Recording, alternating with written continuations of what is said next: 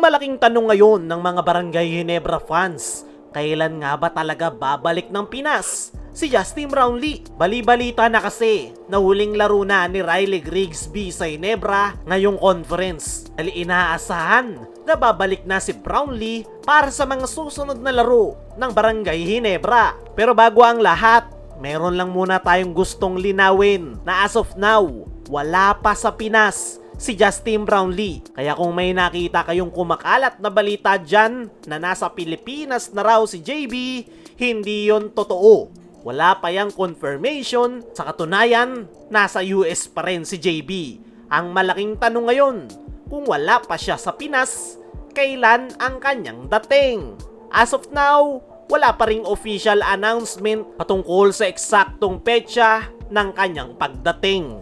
Pero dahil inaasang magsisimula na sa susunod na linggo ang preparation ng Gilas para sa August window, malaki ang posibilidad na next week na rin natin makikita si Justin Brownlee ng Pinas. At dito magiging exciting para sa mga Barangay Ginebra fans dahil hindi na ninyo kailangang maghintay pa ng matagal para makitang muli si Justin Brownlee.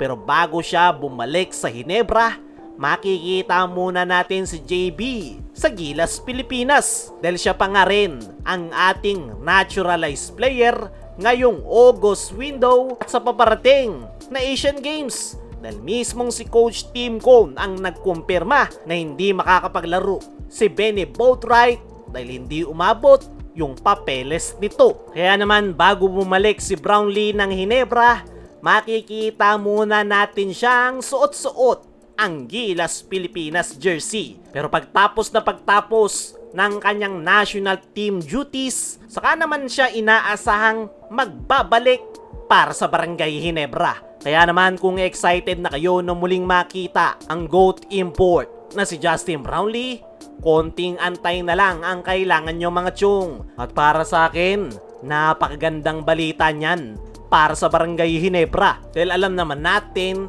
kung ano yung mga kayang gawin ni JB, which is yung kanyang experience, leadership, chemistry at familiarity sa sistema ni Coach Tim Cone. At higit sa lahat, kilalang kilala niya na yung mga players ng Ginebra. Kaya naman, hindi na problema ngayon ang Barangay Ginebra pagdating sa adjustment. Para sa mga Barangay Ginebra fans, ang dapat nyo lang ipagdasal ay manatiling healthy si Justin Brownlee sa kanyang magiging stint sa Gilas, Pilipinas. Once na okay si Justin Brownlee at maganda yung kanyang ipakita sa ating national team, ay paniguradong mas magiging maganda yung ipapakita nito once na magbalik na siyang muli sa Barangay Ginebra. Sa ngayon, ang tanging magagawa lang ng Barangay Ginebra ay mag-antay kay Justin Brownlee. Sana lang talaga ay okay na yung kanyang injuries at wala na itong iniinda. Dahil tandaan nyo, may edad na si Justin Brownlee kaya paunti-unti ay nagiging injury prone na ito. At yan nga yung dahilan kung bakit hindi minadali ng Barangay Ginebra ang pagbabalik ni Brownlee. Actually, pwede na sanang maglaro si Brownlee sa Ginebra nitong mga nakalipas na linggo. Pero mas pinili nga ni Coach Tim Cone na isagad na yung pahinga ni Brownlee para masiguro na wala na itong iniindang injuries na nakakaapekto sa kanyang performance. Samantala, PBA trades nagsisimula ng gumalaw at nauna na ang TNT Tropang Giga kung saan kinukuha nila si Joshua Monzon sa Titan Ultra. Kinumpirma yan mismo ng Spin.ph kung saan talagang interesado ang TNT kay Joshua Monzon. Matatandaan na nitong mga nakalipas na buwan ay nag-offer na ang TNT sa Titan Ultra para makuha si Joshua Monzon at ang offer nila noon ay si Reynam Batak. Tinanggihan yan ng Titan Ultra at ang latest na ino-offer ngayon ng TNT ay ang kanilang first round pick kasama ng kanilang rookie na si Joe Celso. Bago ipasa yung trade paper na yan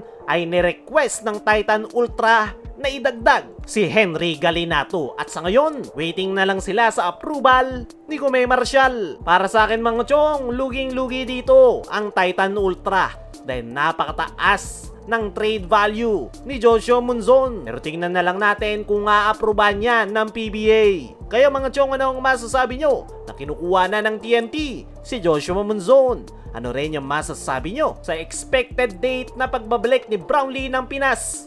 I-comment mo lang dyan sa ibaba.